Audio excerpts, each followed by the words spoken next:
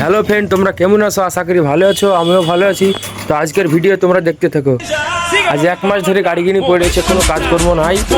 সব বাতাস ফাতাস আছে কি তাও বলতে পারবো না, তেল মেল আছে কি ট্যাঙ্কিতে তাও জানি না। তো ফাইনালি গাড়িটা চালু হবে আগামীকাল থেকে। তো চলো আমরা এখন একটু দোকানে যাবো মোবাইল টাকা মারার জন্য।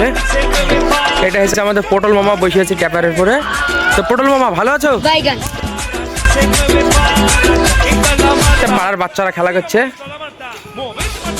তো আমরা ফাইনালি এখন যাবো একটা মুদিখানার দোকানে, দোকানে কিছু টাকা মারবো।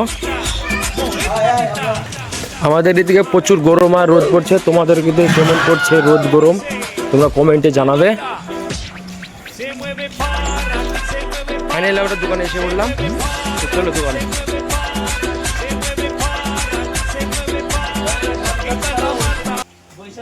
এটা হচ্ছে আমাদের গ্রামের একটা দোকান মুদিখানা।